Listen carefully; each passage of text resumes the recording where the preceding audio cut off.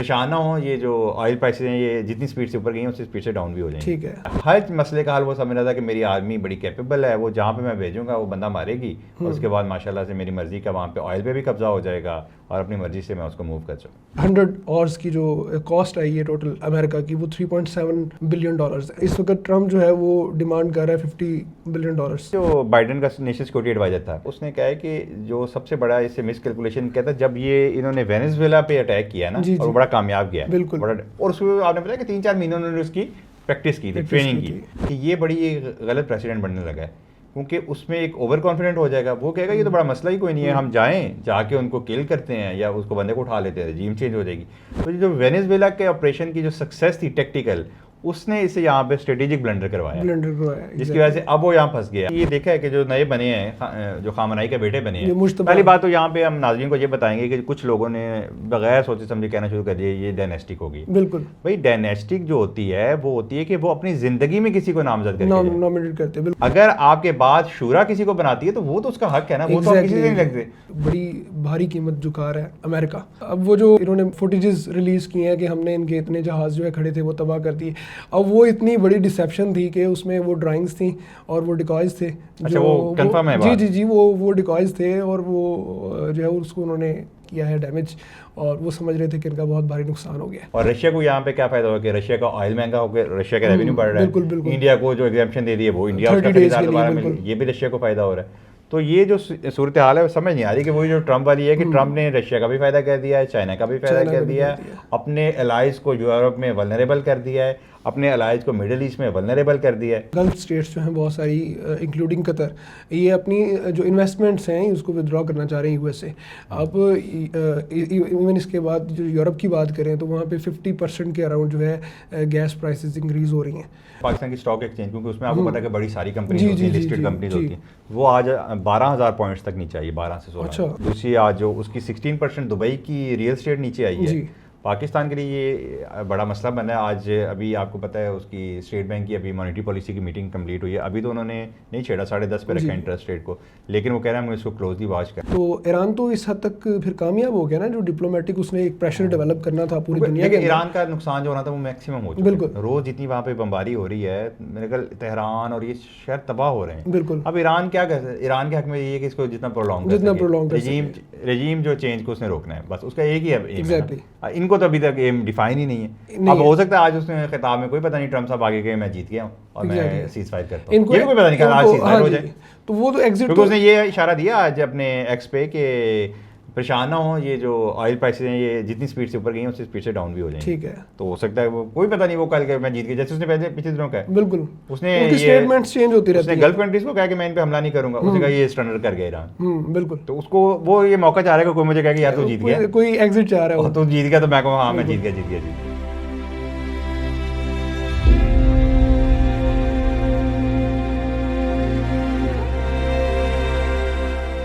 अस्सलाम वालेकुम नाजरीन, डायलैक्टिक्स की नई एपिसोड के साथ हम हाज़िर हैं जिसमें हम जो यूएस ईरान कॉन्फ्लिक्ट है इसको हम आज डिटेल से देखना चाहेंगे, जो इसमें डेवलपमेंट हुई है पिछले 3-4 दिनों में। तो हम आपको वेलकम करते हैं। वेलकम मौज़म भाई, क्या हाल है? जी अल्हम्दुलिल्लाह। मौज़म भाई, क्या करवा रहे हैं यूएस से ईरान का? अब नेक्स्ट क्या चल रहा है, क्या इस टाइम अपडेट क्या है वहाँ की? ब्रोशियन मिलिट्री थेरिस्ट थे कार्ल वॉन क्लॉज़विट्ज़, तो उनका ये कहना था कि जब जंग का आगाज़ होता है तो ये एक मोमेंटम डेवलप करती है and war defines it's on course. तो अभी जो सूरत हाल नज़र आ रही है वो ये है कि वॉर जो है वो प्रोलॉन्ग होती नज़र आ रही है हमें। इसमें एक बहुत बड़ी एक मिसकैलकुलेशन, जिस तरह लास्ट टाइम हम बात कर रहे थे, अमेरिका को भी इस चीज़ की समझ आ गई है। मिसाल के तौर पर रिसेंटली अभी जो एक रिपोर्ट आई है उसमें ये कि 100 ऑर्स की जो कॉस्ट आई है टोटल अमेरिका की, वो $3.7 बिलियन है, और इस वक्त ट्रम्प जो है वो डिमांड कर रहा है $50 बिलियन।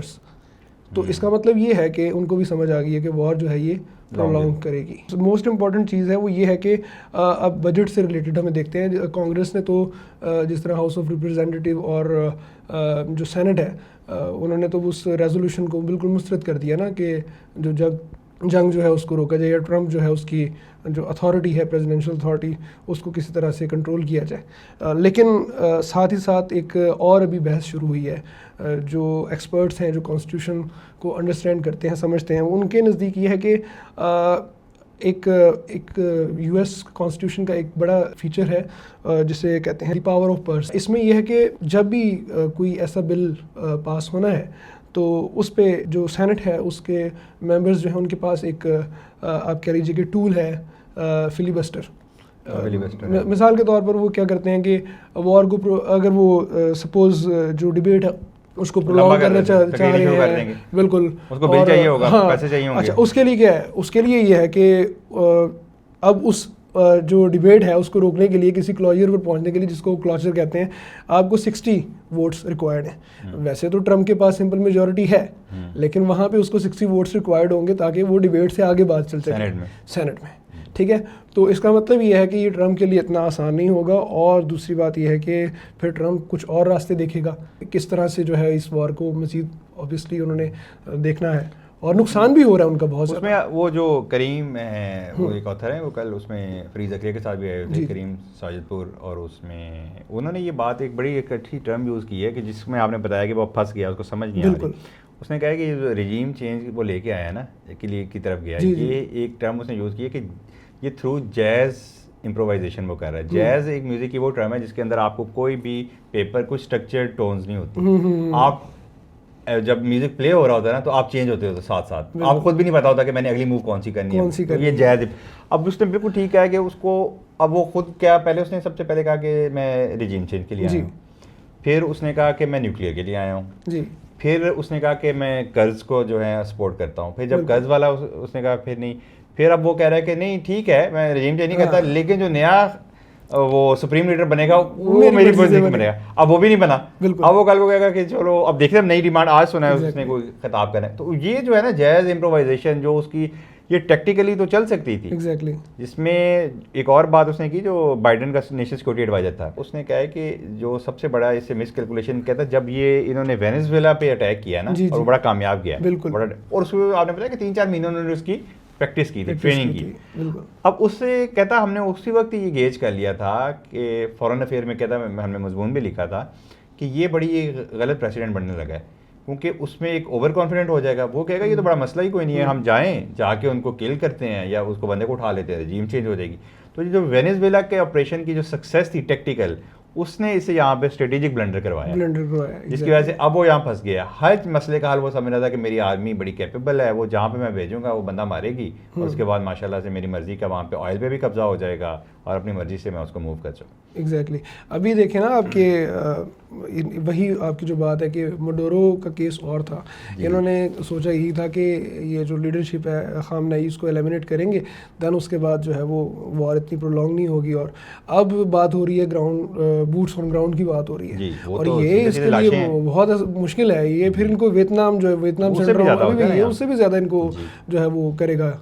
तो वहाँ पे 3-4 वो बता रहे थे, जिस तरह हमने पिछले पॉडकास्ट में भी बात की थी, वहाँ पे लेयर्स हैं, बिल्कुल IRGC है, फिर उनकी पुलिस है, फिर उनकी मलेशियाज हैं वहाँ पे, तो आपको पता है। और आपने ये देखा है कि जो नए बने हैं, जो खामनाई के बेटे बने हैं, पहली बात तो यहाँ पे हम नाज़रीन को ये बताएंगे कि कुछ लोगों ने बगैर सोचे समझे कहना शुरू कर दिया ये डायनेस्टिक होगी। बिल्कुल भाई, डायनेस्टिक जो होती है वो होती है कि वो अपनी ज़िंदगी में किसी को नामजद करके नॉमिनेट करते हैं। बिल्कुल। अब वो आज कुछ हमारे जो हैं पॉडकास्टर वो लगा रहे थे खुमैनी का बयान कि वो तो डायनेस्टिक के खिलाफ था, और आज वहाँ पे डायनेस्टिक। भाई खुमैनी ने जो बात की थी वो की थी कि अपनी जिंदगी में अगर किसी को नॉमिनेट करो तो वो होती है डायनेस्टिक। बिल्कुल। अगर आपके बाद शूरा किसी को बनाती है तो वो तो उसका हक है ना, वो तो किसी से नहीं लगते। जैसे यहाँ पे है, अगर मरियम नवाज को एक पंजाब की पार्लियामेंट उसके जो है प्रोविंशियल असेंबली उसको इलेक्ट करती, तो ये तो उसका राइट है, ये तो नहीं हम किसी से छीन सकते ना। बात वो होती है जहाँ पे डायनेस्टिक होती है कि आप अपनी जिंदगी में उसको नॉमिनेट करके बना के जाते हैं, वो उन्होंने नहीं किया। और अब उसमें आप बता रहा था वो कि मजमून भी जैसे आया कि इसमें 2 थे फेवरेट। जी बिल्कुल। एक इब्राहिम रईसी जो पिछले प्रेसिडेंट, अब उनकी होगी डेथ, जो आपको पता है अज़रबैजान में जो थी। अब उसके बाद फिर ये चॉइस भी ये बनती थी, और फिर इसकी कुर्बानियां भी हो गई थी, शायद ये चीज़ भी देखी हो उन्होंने, क्योंकि इसकी अबू की डेथ हुई, इसकी बेगम की डेथ हुई है, खुद भी जख्मी है। तो ये है, हमें लग रहा है कि एक इस एंगल से देखना चाहिए। और आप ये जो नया है इसमें क्या देखते हैं, क्योंकि इसको कहते हैं कि हार्ड लाइनर है, उसके बाद आप क्या देखते हैं कि अगले हफ्ते में क्या होगा? ये इसके ऊपर एक बड़ा क्रिटिसिज्म जो आप बात कर रहे हैं वो है, वो अपनी जगह है। बिल्कुल कहा जाता है कि ये हार्ड लाइनर है, और बाज़ हमारे यहाँ ऐसे हल्के हैं जो ये समझते हैं कि अमेरिका ख़ुद जो है वो इस सिचुएशन के अंदर उसने ईरानियंस को भी डाल दिया और वो ख़ुद भी कि जो अभी इस वक्त प्रेसिडेंट हैं वहाँ के, तो वो कोई इतने हार्ड लाइनर नहीं थे। वो चाह रहे थे कि कुछ नरमी की तरफ जाया जाए। इवन वो अभी रिसेंटली एक अपॉलॉजी भी आई उनकी गल्फ स्टेट्स के लिए, उन्होंने अपॉलॉजी की। अब इसमें भी फिर वो अली अंसारी ने भी लिखा था कि वहाँ पे 2 हैं स्टेट्स, एक डीप स्टेट है जी, जिसके अंदर IRGC और सुप्रीम लीडर होता है, और दूसरी साइड पे ये जो हमारे प्रेसिडेंट साहब हैं जो वीक स्टेट है। अब मसला ये आपने जो बात की, अब वो पेज़ेश्कियान साहब ये कहना चाह रहे हैं कि जी हम लाइट होते हैं, क्योंकि वो बात शायद पाकिस्तान का भी रोल हो उसमें, बिल्कुल। तो लेकिन साथ ही क्योंकि हार्डलाइनर्स जो हैं उन्होंने तो अटैक बल्कि ज़्यादा कर दी, उसके बाद ज़्यादा करती हैं। तो अभी सूरत हाल नज़र आ रही है कि ये जो सिलसिला है ये थमने वाला नहीं है, बल्कि आप ये देखिए कि बड़ी भारी कीमत झुका रहा है अमेरिका। अब वो जो इन्होंने फुटेजेस रिलीज़ किए हैं कि हमने इनके इतने जहाज़ जो है खड़े थे वो तबाह कर दिए, अब वो इतनी बड़ी डिसेप्शन थी कि उसमें वो ड्राइंग्स थी और वो डिकॉयज थे। अच्छा, वो कंफर्म है? जी, वो डिकॉयज थे और वो जो है उसको उन्होंने किया है डैमेज, और वो समझ रहे थे कि इनका बहुत भारी नुकसान हो गया है। दूसरी बात एक इसके अंदर अब ये आ रही है कि ये वॉर किस तरह से, जिस तरह मैं बात कर रहा था कि कोर्स अपना डिफाइन करती है। आपको पता है कि जो थर्ड और पैट्रियट्स, ये 2 जो बड़े इंटरसेप्टर हैं एयर डिफेंस सिस्टम इनका, इसकी अब शॉर्टेज है मिडल ईस्ट में अमेरिका को। अब साउथ कोरिया के साथ इनकी डिस्कशंस चल रही हैं, जो अमेरिका ने वहाँ पे डिप्लॉय किया था ये सिस्टम पैट्रियट का, ये उसको रीडिप्लॉय करना चाह रहे हैं मिडल ईस्ट के अंदर। बिल्कुल। तो ये इस तरह की सूरत-ए-हाल पैदा हो रही है। जो इकोनॉमिस्ट का है वो डिफेंस जो एडिटर है ना, शशांक जोशी, उसने ये बताया कि ये जो है, क्योंकि ज़ेलेंस्की का उसने बयान दिया ना, हाँ। अब वो यूक्रेन वालों का मसला आ गया। वो यूक्रेन वाले कहते हैं कि ये जो टॉमा है जो इन्होंने अभी चलाए हैं, जी, वो जितने चलाए हैं, वो कह रहा था 2000 टॉमा इन्होंने चला दिया ये पिछले कुछ 4-5 दिनों में, और कहता मैं पिछले इतने साल से 200 मांग रहा, मुझे नहीं दिए। अब 2 चीज़ें जो आपने कही, थर्ड और वो जो है वो सिस्टम, और दूसरा ये टॉमा है, ये महंगी चीज़ें। बिल्कुल। अब ये 2 चीज़ें इनकी ड्राई अप हो रही हैं। उस ड्राई अप से क्या हो रहा है, जो यूक्रेन वालों को मसला हो रहा है। फिर जो असल बात की जा रही है, जो कि नेशनल सिक्योरिटी एडवाइज़र ने भी की है, कि चाइना को इसमें क्या हो रहा है फ़ायदा। चाइना बड़ा खुश हो रहा है कि एक तो इससे ड्राई होते जाएंगे, तो जो इसका जो साउथ चाइना सी में है ना, ताइवान, और वहाँ पे भी तो डिफेंस वीक होगा ना, तो अब जो सारे यहाँ पे ड्राई होंगे और यहाँ भेजेगा तो यूक्रेन वीक होगा, ताइवान वीक होगा, और रशिया को यहाँ पे क्या फायदा होगा कि रशिया का ऑयल महंगा हो गया, रशिया का रेवेन्यू बढ़ रहा है। इंडिया को जो एग्जाम्पशन दे दिए वो इंडिया उसका खरीदार दोबारा मिल, ये भी रशिया को फायदा हो रहा है। तो ये जो सूरत हाल है वो समझ नहीं आ रही कि वही जो ट्रंप वाली है कि ट्रंप ने रशिया का भी फायदा कर दिया है, चाइना का भी फायदा कर दिया है, अपने एलाइज को यूरोप में वल्नरेबल कर दिया है, अपने एलाइज को मिडिल ईस्ट में वल्नरेबल कर दिया है, तो और अपना भी नुकसान कर रहा है ना। अब आपने बताया कि वो फाइनेंशियल टाइम्स की जो अभी रिसेंटली एक रिपोर्ट आई है, उन्होंने ये कहा है कि गल्फ स्टेट्स जो हैं बहुत सारी इंक्लूडिंग कतर, ये अपनी जो इन्वेस्टमेंट्स हैं उसको विदड्रॉ करना चाह रहे हैं USA। अब इवन इसके बाद जो यूरोप की बात करें तो वहाँ पे 50% के अराउंड जो है गैस प्राइसेस इंक्रीज़ हो रही हैं। तो मैं बल्कि आपसे ही पूछता हूँ कि अभी हमने आफ्टर इफेक्ट्स तो देखना शुरू कर दिए वॉर के, पाकिस्तान में भी जिस तरह पेट्रोलियम प्राइसेस जो है इंक्रीज हो गई हैं, तो क्या इसका मजीद आज आपने देखा कि आज पाकिस्तान की स्टॉक एक्सचेंज, क्योंकि उसमें आपको पता है कि बड़ी सारी कंपनी होती है, लिस्टेड कंपनीज होती हैं, वो आज 12,000 पॉइंट्स तक नीचे आई, 12 से 16। अच्छा, हाँ, कुछ तो बल्कि जब स्टार्ट हुआ है तो वो हार्ड कर दी उन्होंने, इतना बुरा उस पर इफेक्ट आया। तो दूसरी आज जो उसकी 16% दुबई की रियल एस्टेट नीचे आई है, पाकिस्तान के लिए ये बड़ा मसला बना है। आज अभी आपको पता है उसकी स्टेट बैंक की अभी मॉनेटरी पॉलिसी की मीटिंग कंप्लीट हुई है। अभी तो उन्होंने नहीं छेड़ा 10.5 पे रखा इंटरेस्ट रेट को, लेकिन वो कह रहे हैं हम इसको क्लोजली वॉच कर रहे हैं। अगर तो ये पेट्रोल कीमतें नीचे नहीं आती तो फिर आपको पता है कि अगले हफ्ते फिर बढ़ेगी। जब पेट्रोल बढ़ता है तो आपको पता है सारी इनपुट जो है, मोस्टली इंडस्ट्री की इनपुट, बिल्कुल आपकी फार्मास्यूटिकल से लेके आपकी शिपमेंट से लेके, बल्कि आज बात हो रही थी कि जो शिपमेंट की जो शिपिंग लाइन ने अपने सरचार्ज बढ़ा दी है, अपनी कीमतें बढ़ा दी, इंश्योरेंस डबल से भी ज़्यादा हो गई है। तो सारी जो मूवमेंट है वो आपको पता है कि वो उधर से, क्योंकि स्टेट ऑफ हुर्मस से होकर गुजरती है, तो उसकी वजह से पूरा जो है दुनिया जो है वो इफेक्ट होगी इससे। आप ये नहीं देखते इसमें कि जिस तरह स्ट्रेट ऑफ हॉर्मस जो जिस तरह उन्होंने बंद कर दी है, वैसे तो अमेरिका कहता है कि हम ओपन करवा लेंगे, लेकिन उसमें भी कहते हैं कि वो कोई इतना आसान नहीं है, उसमें बूट्स ऑन ग्राउंड्स नहीं वो वैसे नहीं हो सकती, इतना आसान नहीं है। दूसरी बात ये देखें कि अभी ये जो आफ्टर इफेक्ट्स इसके आ रहे हैं पूरी इकोनॉमी पे, तो ईरान तो इस हद तक फिर कामयाब हो गया ना, जो डिप्लोमेटिक उसने एक प्रेशर डेवलप करना था पूरी दुनिया के लेकिन ईरान का नुकसान जो होना था वो मैक्सिमम हो चुका है। बिल्कुल। रोज जितनी वहाँ पे बमबारी हो रही है, मेरे ख्याल तेहरान और ये शहर तबाह हो रहे हैं। बिल्कुल। अब ईरान क्या कर सकता है? ईरान के हक में ये है कि इसको जितना प्रोलॉन्ग रजीम जो चेंज को उसने रोकना है, बस उसका एक ही है। Exactly. इनको तो अभी तक एम डिफाइन ही नहीं है। अब हो सकता है आज उसने खिताब में कोई पता नहीं ट्रम्प साहब आगे गए मैं जीत गया हूँ और मैं सीज फायर करता हूँ, ये भी कोई पता नहीं आज सीज फायर हो जाए।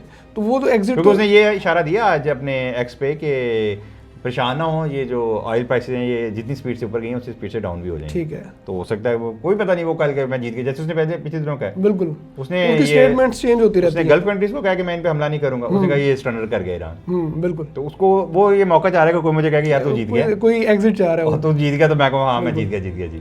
चले तो ये वो देखते हैं क्या सूरत हाल चल रही है। आखिरी लास्ट क्वेश्चन जो करो, जो इसमें एक मजहबी रंग है जिसमें हज़रत ईसा की आमद को और जैसे सब मसाया की आमद को वो देख रहे हैं, और आपने देखा ट्रम्प ने अपने उधर जो मीटिंग के अंदर जितने भी प्रीस्ट को बुलाया हुआ था वहाँ को दुआएं करा रहे हैं। इसको जो कॉस्मिक वार का जो एक दे रहे हैं, वो क्रूसेड का भी कहा जा रहा है बल्कि।